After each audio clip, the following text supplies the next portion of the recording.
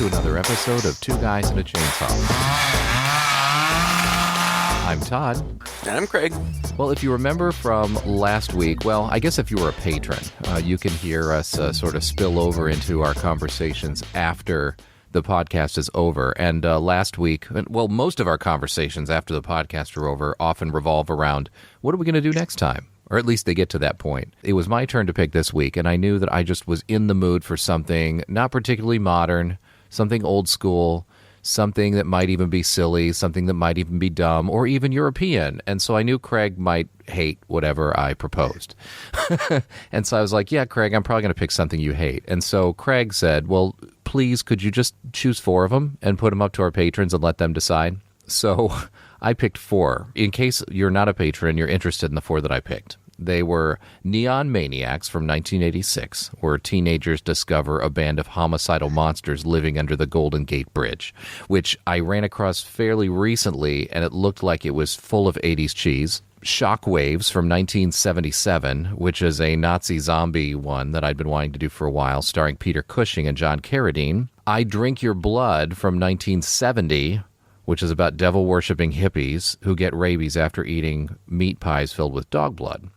This is a This is a grindhouse classic. I mean, I've seen the title everywhere, the poster and everything like that. I've been wanting to watch that for a while. And The House by the Cemetery, 1981, Lucio Fulci's haunted house classic, the third in his series of Gates of Hell, his Gates of Hell trilogy. I'm pretty sure that Craig would never have picked any of these on his own.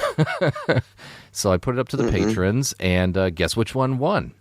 The House by the Cemetery, 1981, by a pretty wide margin. Craig, had you ever seen this before?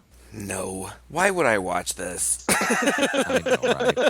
No. By the way, was I wrong about any of these? Would you have ever chosen any of these, or were you in any way hoping that somebody would pick one over another? No, they all sounded awful. And I'm sure they all are. I don't know why. You are so fascinated. Oh, God. Oh, I love awful movies. Notorious awful movies. Yeah, apparently.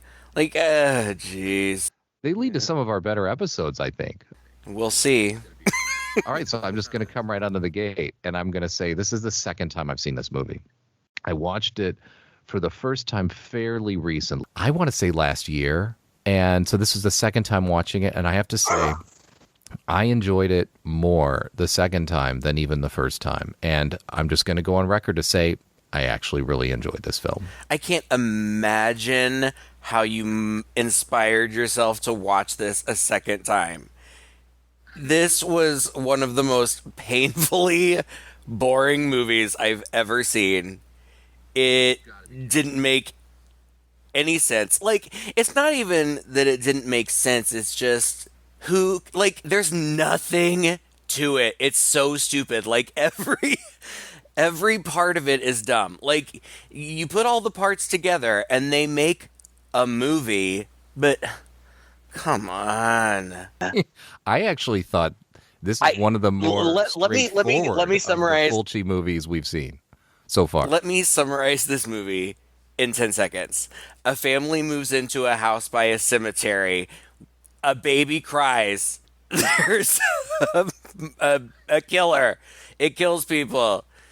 The end. That's it. Like, it's so stupid. Dr. Freudstein. I feel like I need to talk quietly. I feel like now you're gonna have to explain to people why we're talking quietly. Quietly right now because I'm afraid we're recording this rather late, and I'm afraid my neighbors are going to complain if I laugh too loudly or I speak too loudly. It's like close to midnight here, so I've got to be quiet about it. So I'm going to try to restrain my laughter. I'm going to try to speak slowly and seductively like this. If you're an ASMR fan, you might enjoy this episode even more than usual. This is our ASMR episode. And so, yeah, okay. I wanted to hurt myself by the end from all that f***ing crying. You know what I'm talking about? Like, the incessant child crying through the whole movie. In the soundtrack? In the movie. Like, what movie did you watch? Through the whole movie. Through the whole thing. Did you have some other YouTube video on loop in the background or something while you were watching this? No, Todd, I almost called you Alan. Alan, it was in the whole movie. Like, it was a thing. They commented about it at one point. Somebody said something about the crying. And it happened the whole time. Well, I guess I was blissfully unaware of it. Maybe my old ears, or maybe because my television, because I actually watch it on television, I don't have the headphones in, so maybe some of these like more subtle sounds escape me. I'm going to make you watch it again with earbuds so that you can be driven insane. It's incessant in the background. I can't believe you. Well, that's my whole thing that I wanted to talk about. So maybe I just thought my neighbor's baby was, particularly colicky or something while I was watching this. Okay, so here are my notes. Okay, so here, I can't, like, that's literally the biggest thing that I took away from this movie. So I don't know what we're going to talk about now. The movie opens. Craig, I'm so disappointed. Go on. That I didn't like this? Are you kidding? I thought it was terrible. It's not fantastic, but you don't go to a Fulci movie looking for Hollywood level polish or anything like that. I mean, you know what you were getting into, right? When we sat down to watch this? Fair enough, but you knew what I was getting into, and I don't like these movies. I try to be nice about it. I try to find something good in them, and I just couldn't. Nothing. Like, okay, so we open on a house by a cemetery. There's a house and a cemetery, and then boobs. That's what I thought. You stole my joke. Okay, so we open on a house by a cemetery.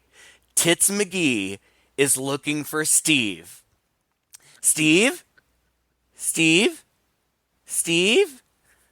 Running with her tits out. She finds Steve scalped and pinned to the door with a pair of sewing scissors. Okay. And then the killer stabs Tits McGee through the head, and the knife comes out of her mouth. And it zooms in on her ring because it's going to show up later for no reason. It makes no difference. But we see it. And we see that, like, the killer's hands are messed up. And the killer drags Tits McGee out of the room into a door. Into a door in the kitchen. And closes the door. It's Texas Chainsaw Massacre. Leatherface lives in the basement. And then it's day, credits, title. Those are my notes. This is the first. You just stop taking notes after that.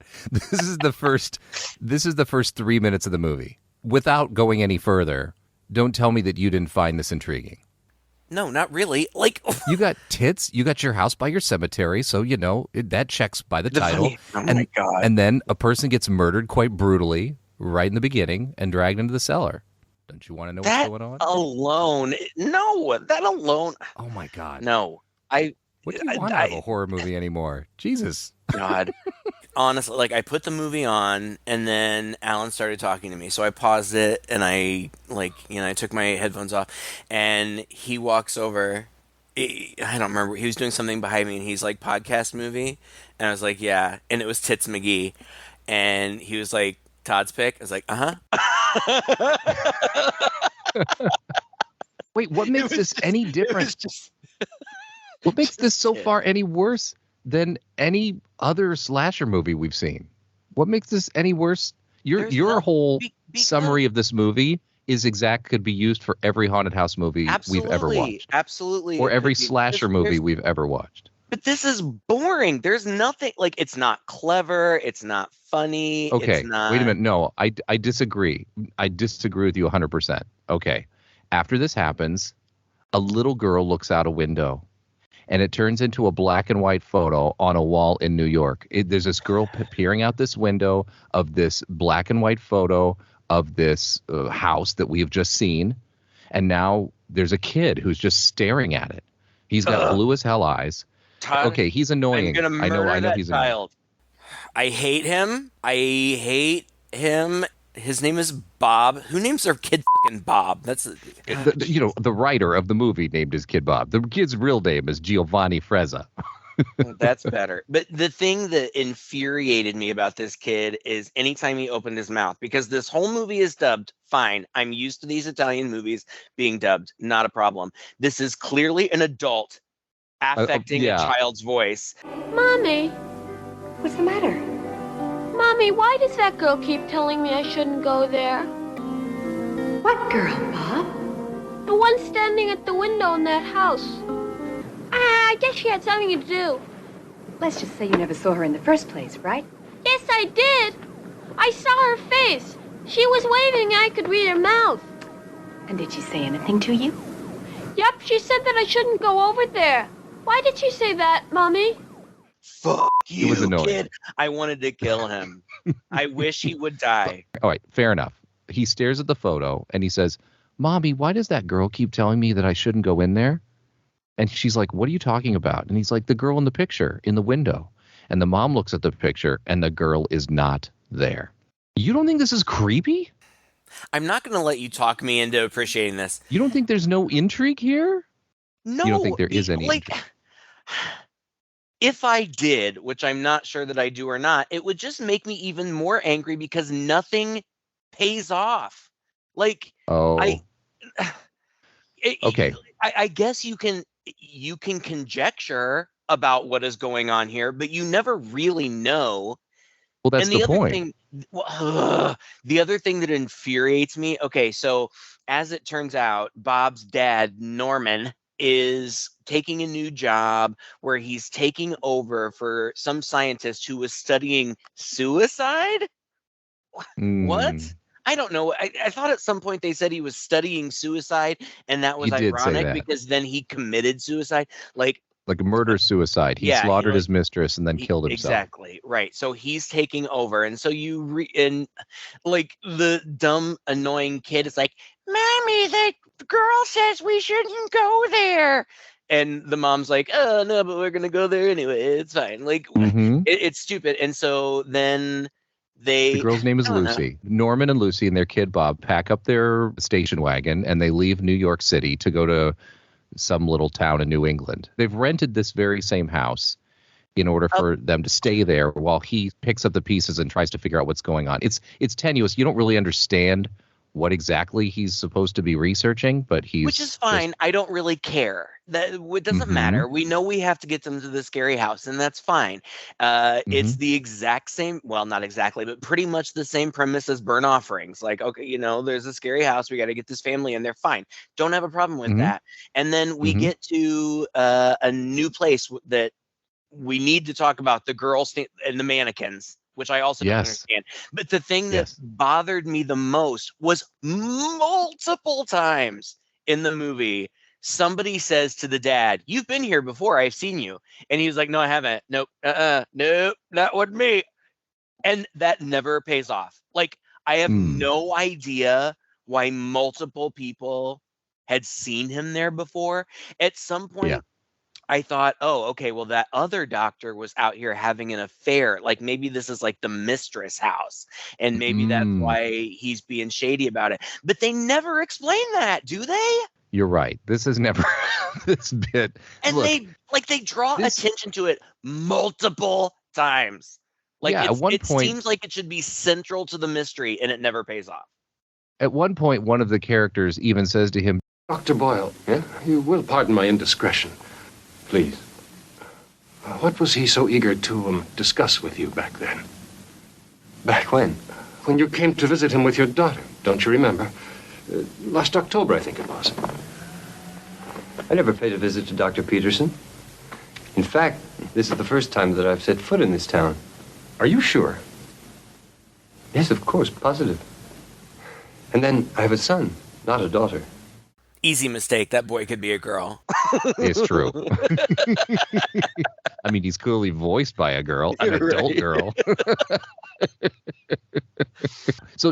So yes, there are a lot of loose threads in this movie. A lot, Todd. If They're it- all loose if it threads. bothers Nothing you- adds up. It bothers me because No. then Oh, that things add stupid up. little girl. What's that little girl? Her name is May. First of all, May. she speaks to Bob psychically from Yes. Boston to New York, Yes. and then as soon as they leave New York, we cut immediately to her standing with some woman in front of a store looking at mannequins. And then one of the mannequins' heads falls off. But it has like these striking green eyes. Yeah, almost looks. It's a very odd looking mannequin. It looks like it's like halfway realistic. And then you're right, the head falls off and it's a bloody stump under there, and it rolls forward, and the girl screams. Oh, Todd. Yep. It drives me crazy. And then she You don't says, wait a minute.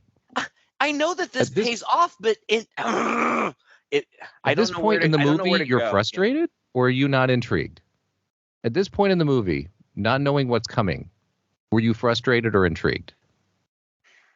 I don't know. I didn't like it, Todd. I don't know what to tell you. You didn't like it? Because you need to have you're not the kind of guy who has to have everything spelled out for him right in the beginning. This is building mystery. Who is this girl? What is the deal with this house? Why do people think he's been there before? What are they going to find when they get there? And why is this girl warning him, the boy, not to go to the house, which, of course, the kids don't believe. And she's communicating with them psychically. Like, this is an interesting story.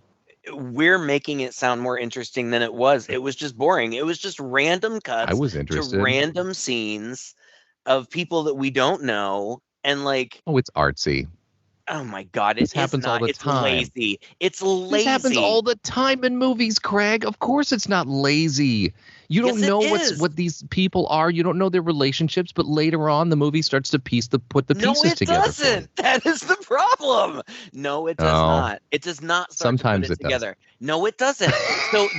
So the random mannequin scene, and then they arrive. I can't believe I'm going to have to explain all this to you. All right, go on. Oh my God. Like, I get the gist of it, but so much of it doesn't make any sense. So they park like in the town square or something, and the parents leave the kid alone in the car, which in the 80s people did. Happened all the time. It's a little jarring today, but I was left in the car alone with the doors unlocked many times. Right. It's a busy street in a sleepy town. Yeah. But then the girl talks to him psychically again from down the street. And when the parents I actually kind of liked that shot, like the long shot of her. It's creepy as hell. Way down at the end of the street. No, he's sitting in the car, and we just have a close up on him, and we hear this girl's voice like it's in the seat behind him, which would be creepy enough. He turns around and instead looks through the rear of the car, and this girl is all the way across the street, but she still sounds like she's right there next to him. I thought that was creepy as fuck. I liked that shot. I liked the long shot of her down the street. But then the parents come out and he's not in the car, and they panic for a second, and there are intense close-ups because this is Fulci just a huge fan of like intense face close-ups because this movie is full of them. Him and Argento both do this, right? Maybe Fulci goes a little overboard with it. Well, I don't know. He thought it was cool once or twice, but then he kind of he's like the guy who takes the joke a little too far. I don't remember. I get them mixed up, but I feel like either or both of them do in like those really intense face close-ups in really intense moments, like in moments where the spear is coming right at your eye, like that's crazy and that's intense, and I really dig that. But this, like all of these intense close-ups, it's just like dramatic chipmunk. It's like like they are like all the time having these intense reactions. Like, calm down. I like take a breath, look around. He's right there. But that's so okay. So the kid's not in the car, and then surprise chipmunk, and then they look across, like he's right there, like he's just sitting in the grass right outside the car, by the side of the road. But he has this big doll, and the doll looks like May. And I'm like, okay, now this is getting interesting because that girl, like, she's going to be his friend, but she's really the doll, and the parents aren't going to know. No. No, thank you. We never see that doll again. Like, the mom looks it over at some point. Like, she's just like fondling it. Her and the dad are talking. She's like fondling the doll. And out of nowhere, for no reason, she freaks out and like throws it down. And like, Bob is always bringing home this trash. Like, what? What are you talking about? okay, you're right. This is also, there's weirdness. That is weird. But what May says to him is sinister. She's like, I'm May, and I've been waiting for you. You shouldn't have come, Bob. Bob is stroking this doll. At this point, I'm thinking May's a ghost. This is what I'm thinking. That's all she ever says every time she shows up. That's all. No, don't do it. Don't she go says in other there. stuff. No, she does not. She says other. Oh, okay. Oh, I'm about to tell you some stuff that she says. Fine. But first, she shows up, and when they show up at the house, Lucy, who is Norman's wife, is unsettled that it looks exactly like the photo on the wall in his apartment, and he totally dismisses it.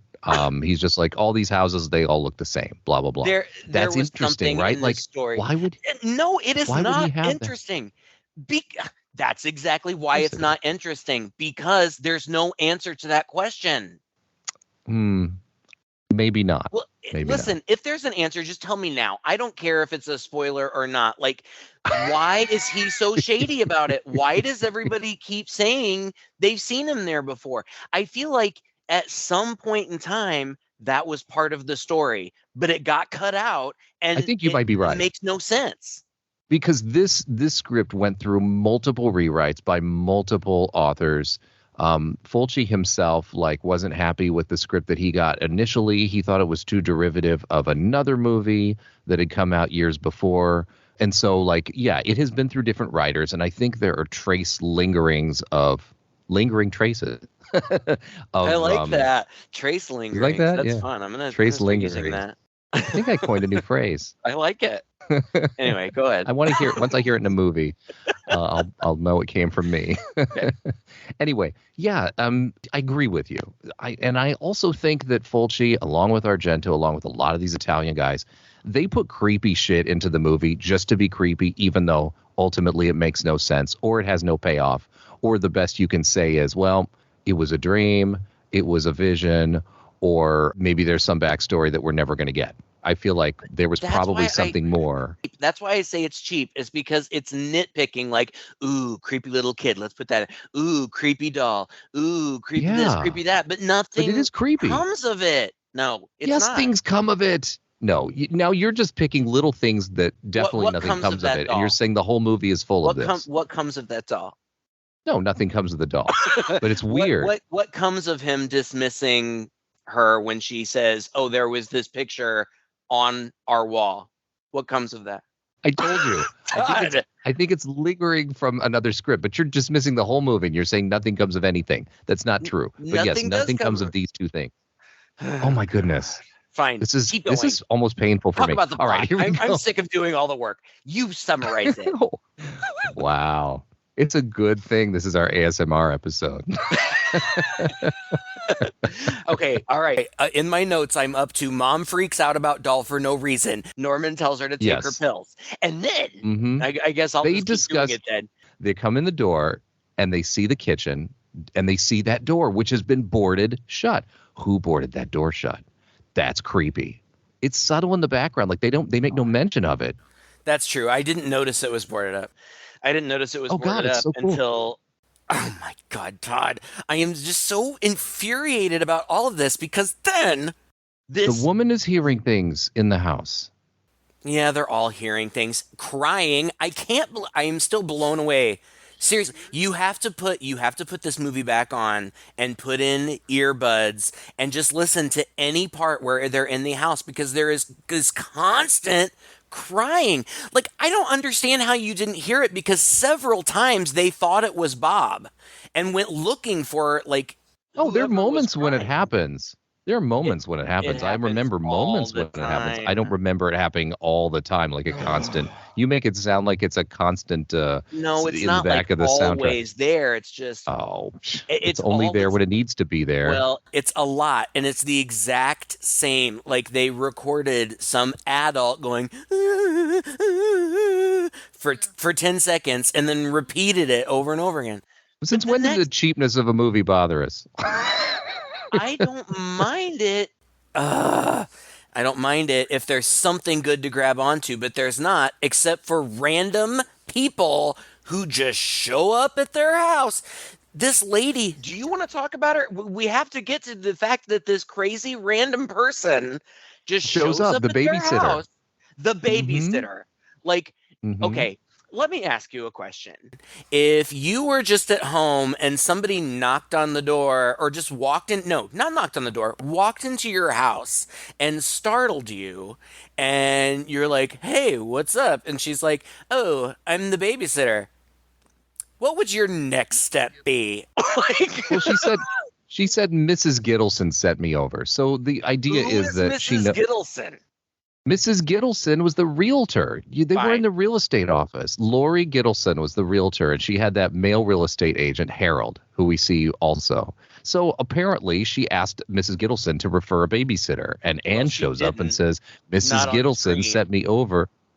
I know, but that's the implication. When you say Mrs. Gittleson sent me over and she says, I'm Anne the babysitter, and Lucy goes, oh, okay, then if Lucy's not bothered, I'm not bothered. Okay, but, random lady who just showed up at my house. As she's being introduced, it keeps flash cutting back to the decapitated mannequin just to make it very with the green clear eyes. that she has the same green eyes. Todd? Yes, Todd. It's artsy and it's striking. Who is this woman? She's the babysitter. Her name's Anne. Why is she there? What role does she play in this? Mrs. Gittleson sent her over. Her role is the babysitter. Todd. You were thinking too hard about this. Why are you thinking so deeply about this? Because they go out of their way to make her shady and mysterious. Like she won't, like, she just shows up. Every time the camera is on her, it is an intense close up of her eyes. Yes. Like, and she's doing shady shit. Right. Is she hypnotizing them? And she's being super shady. But at one point, the mom comes in and is talking to her and is like, well, you disappeared for a couple days. Where were you? And she's like, I went to see my parents. And then the mom asks her a bunch of other questions that she just doesn't answer. Like the girl just stands there silently. Like she just looks at her, like it just intense close-ups of her eyes, just staring. And the wife walks in to another room where the husband is. And she's like, that girl's weird. Yeah. She doesn't talk. She never answers my questions. Oh, well. She's weird. But you know what? The people that my parents had babysitting me in the 80s, like, you wouldn't believe. Like, they were like, 12-year-old kids babysitting like, 8-year-old kids. It was a different time. I grew up in a college town, so my parents would just leave us with like random, like, whoever they could find from the local fraternity. Somebody off of the street, like, hey. But apparently that's how these folk were too. But no, let him in the door, handed him a 6-pack, and said, "Have at him." Sure, right. I don't know. It just it seems like she's supposed to have something to do with the overall plot, but she doesn't. The only thing that she has to do with it is that that mannequin scene was just foreshadowing. Yes. Why? No. Creepy foreshadowing. I'm not okay with it. I'm not okay with it. Craig, I think you're taking it all too literally. I mean, I don't think that mannequin scene really happened in real life. The girl's a ghost. The ghost girl is standing outside this mannequin thing. The ghost girl is trying to warn the boy about what's going on. And she sees this thing happen, so the ghost girl gets a supernatural foreshadowing of the woman going to be decapitated later. And sure enough, it happens. So it all works. It all clicks together. It's not nonsensical. But then why is the babysitter Mrs. Baylock when she should just be Laurie Strode? I don't get it. Why is she creepy and suspicious? There's no reason for it. Because she's not in on it. She knows about the house. She knows about the house's history. How do you know that? She doesn't. Because she's a local. So she's just You're looking for an explanation. Girl. She's just a local goth girl who wants to hang out in the haunted house? I would say she's worried about the family. But her worry about the family without her willingness to actually worry the family by speaking up about it, because that's just what people do in these movies, you right? Are writing your own movie. Look, you're writing your own movie in your head. Look, man. Look, if everybody in these movies because they never do, because it would never be an interesting story, just flat out said why they're there and what their motivation is and told all the details and backstory that everybody needed to know, then it wouldn't be a movie. This is so typical of these ghost stories. It's a lot of mysterious people coming in who are cagey about why they're there and who seem suspicious and whatnot. And this is just another one of those girls. That's just how these stories go. This is how every ghost story goes. No, it isn't. Oh my God, what do you watch? Not every ghost story is full of red herrings that are just left unexplained. They're just not. But many of them are. Well, here's my explanation for her. All you need to know is she's a local girl. She was sent by the real estate agent to be their babysitter. But she, along with everybody else in the town, because we hear that pretty much everybody else in the town knows that this house is effed up, but nobody's really reading between the lines. Nobody is stop. This is not between the lines. Yes, it's 100% in your face. Everybody talks about how fucked up the house is. Everybody says there's a whole scene between Alan. the two. I just told you Alan again. Don't interrupt me. This is the intensity of our argument that I'm calling you my partner's name. That's okay. There was a whole scene between the two realtors that comes up shortly after this. Freudstein house. It was inevitable What? that they'd want to leave the Freudstein property. Oak Mansion, Harold. How many times do I have to tell you that house is now called Oak Mansion? Yeah, give the bad product a new label. Well, call it what you will, but it's always been Freudstein's house. They imply that nobody wants to be in there. Nobody does the thing. Every townsperson they encounter when they talk about Freudstein, it's like, oh, he's not buried here. Oh, no, there's all kinds of gossip, yada, yada, yada. All right. But of course, they don't tell the family because that's what happens. When the guys from, move into the Amityville house, nobody tells them the backstory of the house. When the people move into the Poltergeist house, nobody tells them it was built on an ancient Indian burial ground. If they did, the movie'd be over and it wouldn't be interesting. So this is what's happening. So my story here is that Anne, of course, is the babysitter, and of course she knows more about the history of the house than she's willing to let on, but she's trying to, I don't want to say trying to protect them, but she herself is curious. And so in the middle of the night, they hear voices, they hear noises, and eventually Norman comes downstairs and he finds Anne trying to pry up the boards away from the door that leads to the basement. And that's creepy as fuck. Intensely for 5 seconds, and then he walks away. Yeah. Now that's weird. But why is she trying to go down in the basement? You think it's sinister, right? She obviously knows something's down there. We know something's going on down there because we saw a body get dragged in there, and it's really shady that the door's been boarded over, and now it's especially shady that she's trying to open it. What is she trying to release what's in there? Or is she trying to assure herself? Is she trying to purify, cleanse the house? You know what I mean? It's just like she can't necessarily be in this house and be comfortable until she investigates and figures out if this is actually true, what she might suspect about the house or not. So she goes down there. I'm not saying that's the reading. I'm saying it's a perfectly acceptable reading at the end of the day once you've watched the whole movie. Sure. Okay.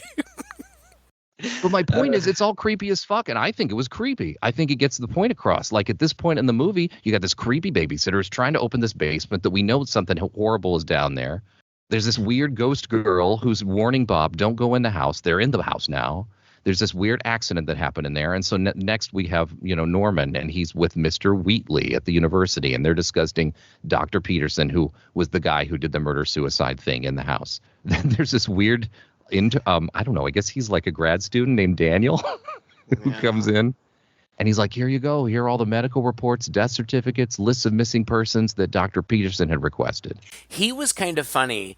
Like, I kind of feel like he understood the assignment. Like, if you're going to just, I don't know. I think that it needs to be funny because it's so silly and over the top, but it is 100% straight. Like, every single person is playing this straight as a razor. And that, I think, just doesn't work for me. Like, if you're going to introduce this stupid babysitter character, like, make her just crazy pants over the top shady. And this guy gets it. Like, he is insignificant. He has nothing to do with anything at all, but he's in several scenes and he's like, Igor, weird. Like, walk this way. Like, he's so over the top, like bug-eyed creepy. I think he's almost excited. He's trying to be a professional, sort of scholar type person, but he's excited at the salaciousness of all this drama that's been going on and the fact that this new guy's here in town to investigate it. He's pulled out all the stuff, but he's trying not to get in his way too much and trying not to kind of let that on, but he can't help it because it's painted all over his face. At the end of the scene, he goes, "Hey, you want to know where he hanged himself? There, from that railing." And he comes back later, like the Norman or whatever his name is, comes back to the library like when it's closed on the weekend or something, and Daniel like pops in like, "What are you doing here?" Like he's either been caught doing something or he's supposed to be guarding the books or something. But again, like, I appreciate this guy because he's kind of over the top creepy, but nothing comes of it. Nothing. It's okay. It doesn't have to. Just like what comes of Igor. He's just there. It would be okay if anything came of anything, but nothing does, except for the fact that Norman finds a book that says, like, Dr. Freudstein on the front, and then Bob is, like, out exploring the graveyard, and he finds the grave of Mrs. Freudstein. Bob is, like, playing with this girl. It's like his imaginary friend. It's like he's playing with the ghost. And that's interesting and creepy, and they run across this gravestone with Mary Freudstein on it, and May comes up behind him and says, "Oh, that's the wife of Dr. Freudstein. Only it's all a lie. She's not really buried there." Creepy. She's not very dead. Like, I fine, creepy. I get it. They're ghosts, whatever. And they never, like, this woman that is escorting May around every once in a while, they never show her face, so it's obviously Mrs. Freudstein or whatever. I'm not sure what they were going for with the name. Like, is this supposed to be a play on Frankenstein? I don't know. Whatever. I think Who so. cares? Norm, I call him Norm because we're friends. Norm reads about Dr. Freudstein losing his medical license because he was like doing unconventional experiments or something. And then Lucy is cleaning the house and pulls away a rug to sweep or vacuum and finds Dr. Freudstein's tomb under their living room floor. Yes. Under an inch of dust. What? That's awesome. Nobody has moved that rug in a century. Oh, God. I mean, if you're willing to just read it, like, if you're willing to read it as a scary story to tell in the dark. But that's what this is. Just is like, ooh, there's a tomb under the floor. But that's what this is. I mean, it's just a more literal version of this house was built on an ancient Indian burial ground. Right, but it's like, it's so stupid. But they don't even consider, first of all, like, she barely even is affected by it, and no, she's freaked out by it. She says something to her husband, or somebody just explains it away, like, "Oh, people used to do that." Oh, it was hilarious. He says, "This ain't New York. Most of the old houses in the neighborhood have tombs in them." Now, I was like, "No, they don't. This isn't Italian writing about America." The other thing that they don't even take into consideration for a second is that they have a full basement. Like, what? What do you... And then it turns out that, like, literally it's just a tomb covering over a stairwell to the basement. Yes. Which doesn't make any sense, but is funny nonetheless. It is entirely possible that there could be a body buried between the floor upstairs and the ceiling of the basement. But there's not. There is. I think that's interesting when we learn that too, but I guess you don't. Here's the other thing. Lucy herself, it's been kind of established that she's taking pills, and she's worried that the pills have been giving her hallucinations. So again, this is another one of those typical haunted house tropes where the person's hearing things, but they're not even sure they trust themselves. So there's a lot of her hearing voices, especially after she uncovers the tomb. She hears noises and all kinds of stuff, and there's this really cool shot here. And you got to say, the cinematography in here is pretty damn good. I don't gotta say that. It's fine. Well, I'm going to say it. There's a lot of sweeping camera angles. There's a lot of one-take shots that track through the whole house or track upstairs and downstairs. This sweeps around her and comes up over her head as she's just surrounded by these sounds, and they get louder and louder, and she just sort of screams. And Norman comes home to find her cowering in the corner. And then we get a shot of the pills. then pan down to her on the bed, and now she's fine. It's like he's finally convinced her to take her pills, and she seems to be feeling better. The lighting here is great. And he, he's playing a great husband. He's like, okay, look, this ain't New York. All the houses around here have tombs in them. Now we're going to go solve the cellar door mystery. Mm-hmm. And so he goes down there with her, and they've got a skeleton key to open it, but the key doesn't work, and eventually they use a knife. This is kind of stupid. It's like it doesn't turn, right? It's like the door hasn't been opened in a long time or something. And so he uses a knife kind of as a pry through the key to finally open it. And there's this awesome shot on the other side. I know. Why? This was my favorite part of the movie. Right? It's like this part where he's unlocking the door. And there are no stakes, really. Like, nobody knows what's down there. It's creepy as hell. Well, and to see it from the other side and to see it just kind of slowly, like, jostling open. And the dust kind of coming off of it.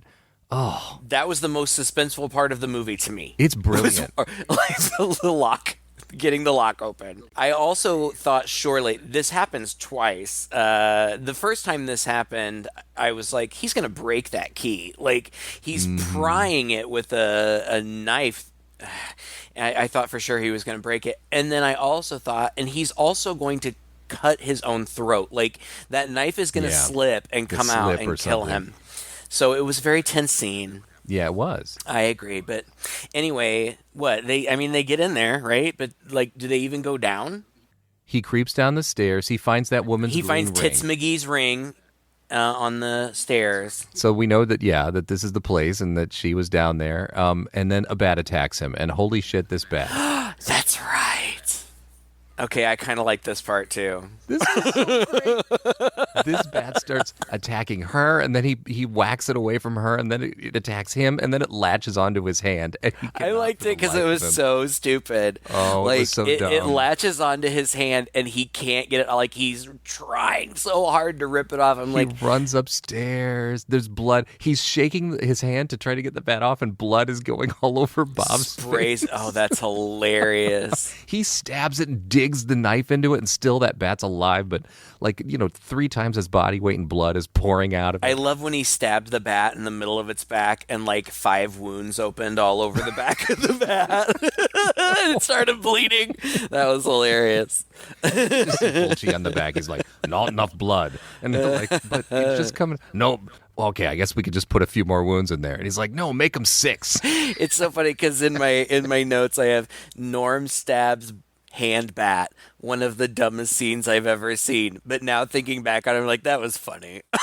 that scene was funny. Oh, it was so entertaining. Okay. So the bat is the last straw. So they tell the realtor or the guy at the realtor's office that they want to move. And then you just see a random shot of May, again, the girl, saying, don't go inside, don't go inside. And then you see the realtor lady go inside. It's interesting because May is in there. It's another house. It's like a bedroom, but she's surrounded by dolls. And this woman, again, we know it's Mrs. Freudstein by now, but it could be her mother. We don't know. And says, May, what were you doing at the window? And she says, watching the house is all. And she says, oh, you can't see it from here. And then she screams, don't go inside. So anyway, Lori, the realtor, comes into the house now looking for the family. It's late and nobody's home. But this is so creepy, this scene. Lori sees shadows passing across the window. She walks through the house. She steps on that tomb, which breaks open, and her foot slips into it, and now her foot is caught. Mm-hmm. The lights go out. There's a POV of that hand. Now we got, again, that killer POV like we saw in the beginning, grabbing a poker and from the fireplace and approaching her. And there is a very slow, extremely bloody and cruel stabbing scene of stabs her in the chest twice, twists it around, then in her neck. This scene goes on for 2 minutes of her just screaming while she's being slowly stabbed, blood gushing out of her neck, blood gushing out of the wounds. This is gory, and my understanding is that Fulci had to cut quite a bit of this scene. And I think it's all been restored for us because I can't imagine this being any longer. No, it hasn't, because initially it included eye gouging. Because then once she's dead and you see her get dragged away, she's in far worse shape than when we last saw her. She is. I wondered about that. Her face and head is messed up. They asked him. I think it was, I don't know if this was released first in America or Italy, but the equivalent of the MPAA told him he needed to cut like the eye gouging and stuff, which he did willingly because he wasn't satisfied with the effects anyway. Yeah, right. That sounds like him. I didn't like the effects anyway. So then, but it's super gross. It's super bloody. I liked that scene. It was good, and I liked the effects. But then the killer drags her into the cellar, and the next thing that we see is Anne cleaning up the blood. And Lucy comes in and sees her cleaning up the blood, and they don't talk about it. What? You know why? You know what I think it is? Why? Because she thinks it's the blood from the bat. Oh, okay. You think Anne thinks it's the blood from the bat? Yeah, I think Anne thinks it's the blood from the bat, too. No, it is very clear. He drags the body that leaves a blood trail. Like, clearly a body has been dragged away. But Norman ran up he must have left a huge blood trail when dragging that bat all the way upstairs and into the kitchen from itself. Right. No, but I think you're right that we're not meant to think that. I think it's easily explained away, knowing what we know now about Lucy. But at the time, the filmmaker is very definitely casting more suspicion on Lucy because Anne's like, hey, what a shame you didn't come with us to the restaurant last night. And we get more close-up eyes, Now, it's like we're supposed to suspect Anne stabbed Laurie and is cleaning up the mess. So now we get a scene that Peterson is reading up about Dr. Freudstein, who had a penchant for doing illegal experiments. Norman tells Lucy that he needs to go to New York to follow up on a hunch that his suicide but then he was doesn't, somehow connected to right? his research. Doesn't he say he needs to go? I felt like he said, he's like, I need to go to New York. And she's like, today? And yeah, I got to. He doesn't make it that then the far. next thing we see, he just goes to the library. The library's not in New York. I don't get it. He stops by there on the way. He doesn't make it. Norman's at the library. Creepy Daniel pops in, being creepy. Suddenly, Bob is being chased, POV, through the woods, but it turns out it's May. They're just playing in the cemetery again. And she tells him again. She's like, don't go in the house, Bob. And he says, I'm just going to go in for a second, and then I'll come back out. Liar. He just goes in there and just stays. It's so creepy, though. It's like in a way, it's kind of like burnt offerings. I'm on the edge of my seat for Bob here because it's like, you've pressed your luck too much, and now you're going back into the house. Something really bad is going to happen. I hate Bob, so I wish something bad would happen. You wanted something bad. He is a cute kid. He actually looks like in appearance. I can't tolerate his voiceover, but in appearance, he's a very cute little blonde-haired, blue-eyed kid. He reminds me of a kid of a friend of ours. We can talk about later. Oh, he was in several of these movies, like The Manhattan Baby, which is another Fulci movie that came the year after this. He was in a movie before this. He's only 8. As far as kid actors goes, he's fine. He's whatever. He was in Demons. You remember doing Demons? No. We loved it. It was, the theater gets locked up and the woman turns into a demon. Okay, and yeah. The whole place goes nuts. Yes. I always get it and Night of the Demons mixed up. But yeah, I do remember the theater one. It was good. Norman's doing research. He finds a cassette tape, yeah. It says Peterson Personal. What does that mean? Who is Peterson? Peterson is the guy. The doctor. Yeah, the doctor. The doctor. Okay. It's so typical. It's like, I lost all critical perspective. The signs, the warnings of this house. It draws me like an internal magnet and frightens me. It's the recording from Evil Dead. It is. Basically. I like that part. While he's listening to this, we get this tracking shot through the house.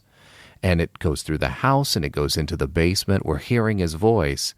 And blood starts pouring over the tomb, which is magically back together again. Mm-hmm. Body parts are strung all over the floor on a table. We're talking in the basement now. We're seeing parts of the basement we've never seen before. Mm-hmm. It's all very lurid and very, very Fulci-esque. Yeah, just dismembered bodies everywhere, including children, I think. It zooms in on a corpse that looks just like Bob. At the same point in which he says on the tape, no, not the children.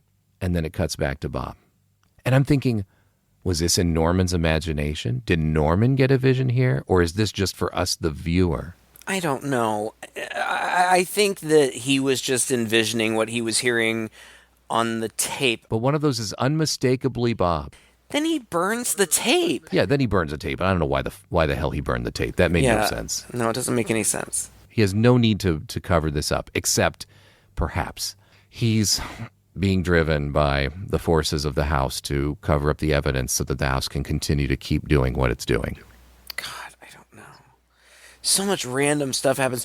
I said Anne wanders around staring at stuff. Mm-hmm. And then I made a note of this because I just cracked up when I saw it. Somebody is on the street for some reason, and you see traffic going by, and one of the cars is a station wagon with a big sign on the top that said school bus. And that was the most amusing thing that I had ever seen. Oh my gosh, so funny. But then Bob finds the cellar door open. Oh. And his car, the car that he always has with him, is missing. And then it cuts away from that, and then Anne can't find Bob, but hears that crying from the cellar, so she starts to go down to the cellar. But this is really jarring because Anne seems like a totally different person now. Like, she's no longer creepy Anne who barely talks. Now she just seems like a normal girl investigating the basement. True. You know, like any teenager in any slasher movie we've ever seen. I found that really jarring, except I think it tracks with my earlier explanations that Anne isn't really creepy. The movie is just sort of sending us as red herrings that she is. But she goes into the basement. She hears the sobbing. I did hear sobbing. I made a note here. But now she doesn't seem so sinister, right? The door closes behind her, and of course she's trapped.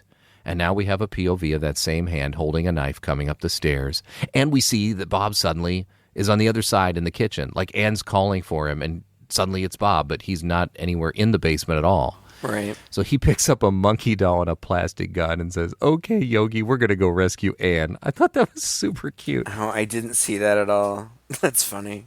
But too late. On the other side, Anne gets sliced really brutally on both sides of the neck, and then that knife just saws through it. This is, again, very Fulci-esque, but up close and just gross. Yeah. The practical effect looked good. It was good. The practical effects throughout are pretty good. I mean, you know, stylistic in the way that they typically are in these movies, but I like it. I liked it. Right, then silence, and then Bob goes down to the cellar, and, like, he walks all the way down the stairs, and then... Well, the door opens behind him. Bob walks into the kitchen, and he's standing there kind of looking around for Anne, and behind him, the door slowly kind of creaks open. Yeah. And he turns and stares at it. I mean, this is so creepy. I'm thinking Bob's going to die. He walks down the stairs. He calls for Anne. And as he gets to the bottom, he turns around, hears a noise, and he sees her head roll down the stairs. He runs up the stairs and makes it out just as the door almost closes, but his hand gets stuck. So this door, you know, like, I guess is being supernaturally controlled. There's a POV, again, coming after him slowly, but he gets out just in time. And then Lucy comes home and finds Bob crying in the room, and he tells her what happened, and she doesn't believe it. So they go back to the cellar together. I'm like, why? You were the worst mom in the world. Your son has been traumatized by this horrible thing happening in the basement. Now you're going to take him down there with you while you investigate? Well, they don't find anything except for, like, Bob briefly sees a pair of glowing eyes and doesn't say anything, so they just go back upstairs. And then Norm is in a different cemetery looking for Freud's tomb. Yeah. Which makes no sense because it's in his living room and he knows that. Mm-hmm. And it also makes no sense because the cemetery manager comes and talks to him and is like, "We're closed." You're closed on Sunday afternoon? When is the cemetery open? Like, so fucking stupid. Even what the manager tells to him doesn't make any sense. Oh, you two? What do you mean? Well, you're not the first. Look, friend, I came over 200 miles to see this tomb, and I want to see it. Well, you shouldn't have bothered. There's no Dr. Freudstein here. But according to the official records, he was buried here. The official records don't mean a thing. It's a lot of bunk that Freudstein's buried here. Just gossip. Okay, first of all, if the official records say that he was buried here, the official records are not gossip. I think this is baffling, and there's no good explanation for all this bullshit of his investigation. No, they should have cut that scene entirely. It doesn't make any sense. Yeah. No, it's weird. Yeah, okay, so then Bob's upset that Anne is dead, but Lucy's like, "Don't worry, she'll come back." so he goes back to the cellar looking for her. Yes, I and love the it. cellar door closes again. But he walks downstairs, he calls out to Anne, he says, "Anne, Mommy says you're not dead. Is that true?" And he sees the glowing eyes again, and I really don't understand what's happening In here several because places. in a bunch of places, like, are we? I assume we're to believe that because there's only one thing down there, right? I'm sorry. I know this sounds like a cop-out, but I think some of this is in Bob's head. Okay. I do. So, It's a all creepy right. basement. I'm seeing glowing eyes everywhere. I really do. God, maybe it's all in Bob's head. Okay, I it's don't the best know. I can It's do. fucking stupid. So Bob runs back up and he's banging on the door and he can't get out and Lucy can't open it. How is it locked? Like, It's supernatural. This is the thing. God, The door. but We've it's seen this happen 5 not. times before. You're not surprised by the 6th time, are you? God, but it's locked and she tries to jimmy the lock again. She just breaks the key. It's so stupid. And I have in my notes, this isn't tense. It's just annoying. Oh, I thought it was tense. Oh my God, it made me so angry. And so she breaks the key in the lock and then she tries to jimmy the door open with a knife and she breaks the knife. Oh no. Okay, let's talk about this scene. Can I narrate this? Yes. Bob. Okay, so Norman, there's a shadow that passes through behind her and comes over her, and she spins around, but it's Norman, so he's home. Yeah. And she's like, he's trapped in there, blah blah blah blah blah. And Norman says, "Okay, Bob, keep away from the door." He picks up an axe and he's going to axe through the door. Bob says, "Okay, I will." And the instant he says that creepy hand finally. Yeah. grabs Bob's head and slams it against the door just as Bob sends the axe through it, and it comes out right by his head. My God, dude. That was good. How do you think they filmed that? I don't know, but holy shit. This was one of the most intense scenes. Honestly, one of the most intense scenes I've ever seen in a horror movie. It all happened so fast that it's like I literally screamed at the screen. It was pretty cool because it was really close. Like, it just like shaved the tip of his nose. And then it happened again. It happens again, just hits the back of him. And of course, Norm on the other side is oblivious that Bob's head is against the door right now, being pressed by this hand. And I don't know if it was the dad in me or what, but I was just like, oh my God, if this guy ends up axing his own kid's head through the door, trying to get him out of there, this would be like the most horrible thing I've ever seen. And I would respect the movie so much. I know. It would have been a whole different movie. I know. Okay. So then I say in my notes, Norm knows that Freudstein killed Sheila. Who's Sheila? Oh my God. Who is Sheila? Oh my God. He's suddenly Exposition Norman. He knows everything now about exactly what's going on. He needs human victims to renew his cells. It's how he stays alive. Like, where the did any of this come from? Who is Sheila? Why do I have... I don't have Sheila written down. I don't know. Maybe you misheard something. Norm knows he killed her, I guess, apparently. I don't know. Maybe he just made that up. I don't know. Somehow, I think it was maybe when the axe came to the back half of the kid's head. It's very unclear, but Norm has chopped off this guy's hand. And so what we now see as Freudstein stumbles down the stairs with a stump, which allows them to finish axing through the door and grab Bob. And it's at this point, I mean, if we hadn't figured this out already, we figure out that childlike crying has been coming from him the whole time. And he's doing it again, and it's so weird, and I hate it. And he's a weird zombie thing? Like, yeah, he's like a mummified guy. I don't have a point of comparison. Like, I don't know what's Yeah, it's weird. Yeah, it's almost like a mummy in a way, yeah. But it's creepy. Yeah, oh, it is. It is creepy. And May, from the ether, I guess, screams, "No!" And then Bob screams, and then there are bodies everywhere. The bodies of the previous people. Anne and Laurie are both hanging there. He sees Anne's head on the floor. That's when he explains he needs human victims to renew his cells, and that's the only explanation you're going to get. Like, how he's doing it, what that's all about, who cares? Yeah. But I don't care. No, I don't care either. That's fine. But then Norman fights him briefly, and then he reaches over to the table of bloody knives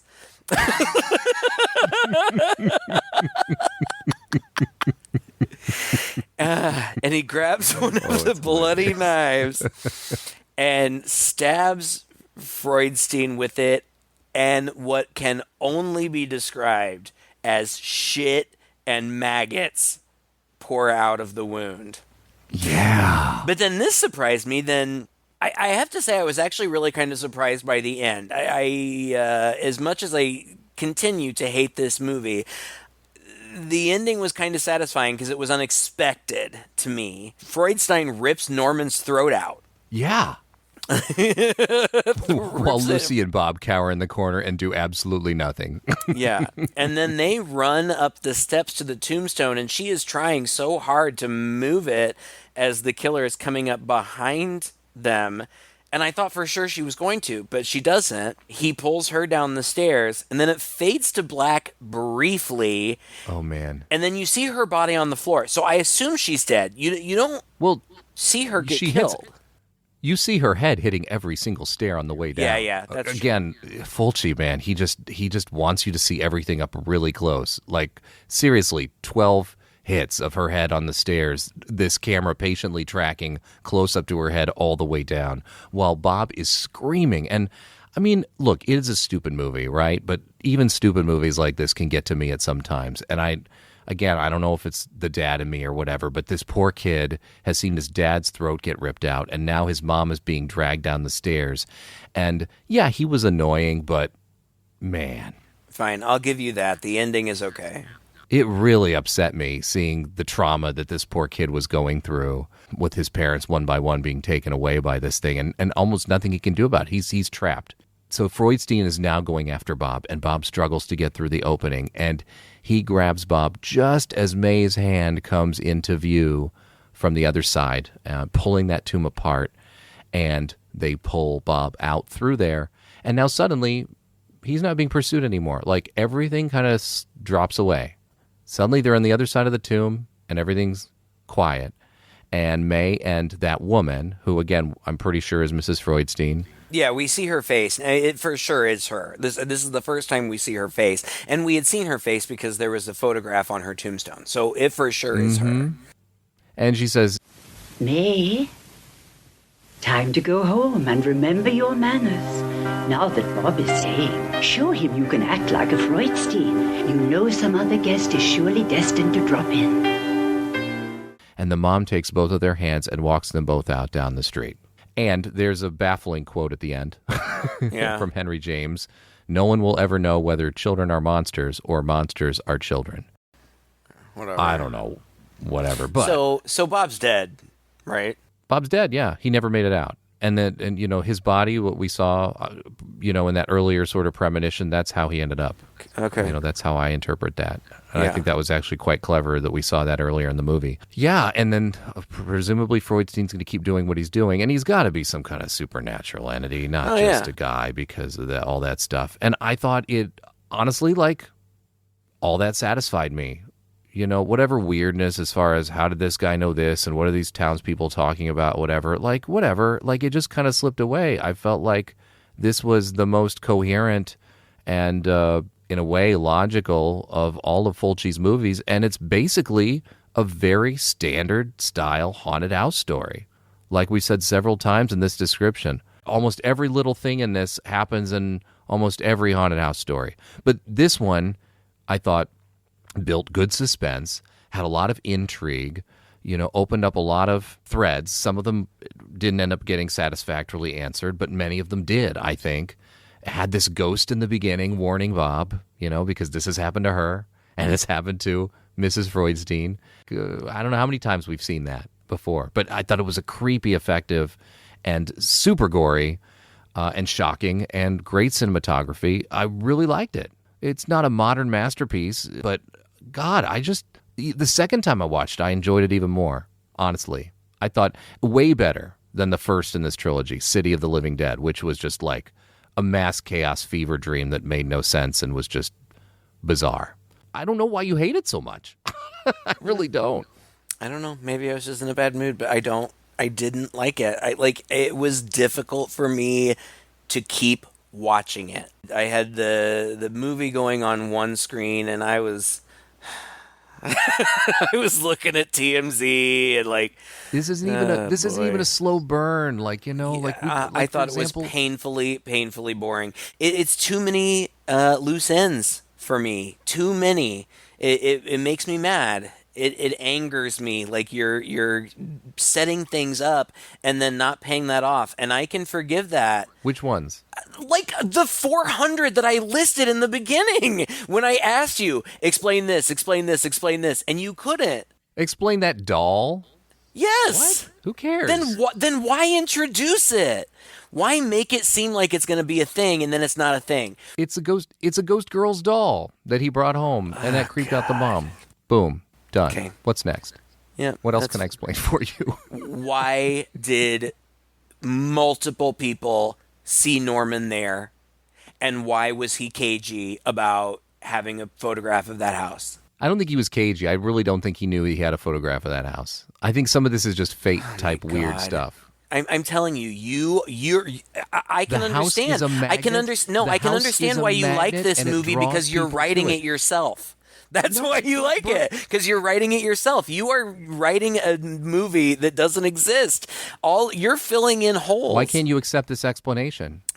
Why can't you accept this explanation? Does it not make sense to you? No, I'll accept your made up reasons, but you're just making them up. Like just because the movie doesn't explicitly answer that question doesn't mean that we can't find an acceptable answer to it. I understand. I'm just saying, don't establish mystery to then leave it hanging. Like that irritates me. Like don't make it seem like it's okay. So it's like burnt offerings, you know. Yes, that's fine, and I accept your interpretation of it. But there's nothing in the movie that tells us that that's the case. In burnt offerings, we are told that. We're told what? That the house is a vampire, and that it lures people in, and that it like possesses them and sucks their life force and kills them, and that's how the house thrives. We are told that. And here we are told that in the cassette tape. I've lost all critical perspective. The signs, the warnings of this house, Freudstein's house, that anguish crying, and Sheila's smiles. What can I do to make her believe me? Maybe I'm insane. Yes, this is all unreal. Freudstein's house draws me like an infernal magnet and frightens me. How many have wandered innocently into the waiting spider web? How many more are doomed to follow? This is just one of those things. It happens again and again and again. The house draws people in. They succumb to Dr. Feldstein. The mess gets cleaned up. And it just again and again and again keeps happening. Okay. I can't refute your cassette tape evidence. That is good evidence. I don't know. I didn't like I'm glad you enjoyed it. I really am. I didn't, and I would not recommend it. At the end we usually say, well, I might recommend it. No, I wouldn't. Well, we could not I don't think I've ever disagreed with you more about a movie. In part, I've never been so shocked that you've been so unwilling to give so many things a pass. There have been far worse movies that you've been waving away. Oh, it's okay. It's just a dumb movie. Oh, this is typical of these movies. And like whatever. It's just and I cannot believe that this movie, which is so skillfully made and so intriguing, in my opinion, and is so typical. It's not even groundbreaking. It is so typical of a haunted house movie. You're not willing to wave those things away. It's just so bizarre, Craig. I don't see it. But I don't know. We'll keep our friendship. It's fine. I guess. Maybe. No, again, I don't recommend it because aside from you, I can't think of anybody that I know that would like this movie. Wow. But if you've seen it or if you watch it, take a side because I'm sure I'm going to win. And let us know in the comments at one of our many places. I've got to say to you, we're going to have to do one more of these because City of the Living Dead's the first. This is the third. The second one in the trilogy, The Beyond, is widely regarded as one of Fulci's masterpieces by people who acknowledge that Fulci has made a lot of garbage and a lot of baffling, weird shit. That the second one, The Beyond, is held in very high regard. The first movie, it's called the Gates of Hell Trilogy. The first movie we did here on the podcast is called City of the Living Dead. It was released on video cassette in the U.S. Called The Gates of Hell. And it's like, a priest hangs himself and a seance happens and it's just like all the signs point to suddenly the gates of hell opening. And then it culminates in like a tomb where they're literally closing the gates of hell and it seems like they're closed. Didn't we do that? We did, yeah. We didn't like the movie at all. We thought it was a bunch of incoherent nonsense. Oh, that doesn't sound familiar at all. Oh, my God. I think I agree that movie was incoherent nonsense. This movie is nothing like it. This movie is like frickin' Steven Spielberg compared to that movie. The second movie in the series, The Beyond, is about some people who are in a house. It's another sort of haunted house story, but this house is built over the gates of hell. And, of course, they're open again, or they never got closed in the first movie. Interestingly enough, this third movie in it, I detected no gates or hell in this entire movie. So it's kind of weird that it's the third in the trilogy. But he said that he wanted to do something Lovecraftian. It's what he said about all three of these movies. The first one, I want to do something Lovecraftian. This third one, I want to do something Lovecraftian, but not in a typical way. And I don't know if I really see the Lovecraft in this, but you've probably read more of Lovecraft than I do. Well, mad scientist, trying to find eternal life. Yeah, I see. Nah, I'm not a Lovecraft scholar. I like the idea of Lovecraft more than his actual work. He's really hard to read. Well, anyway, this has been one of my favorite episodes so far. Oh, God. I'm glad we had this opportunity to battle it out. This grudge match is like steel cage grudge match. Thank you, patrons, for selecting this movie to torture Craig with. I say mission accomplished. I couldn't thank you enough for picking the right movie.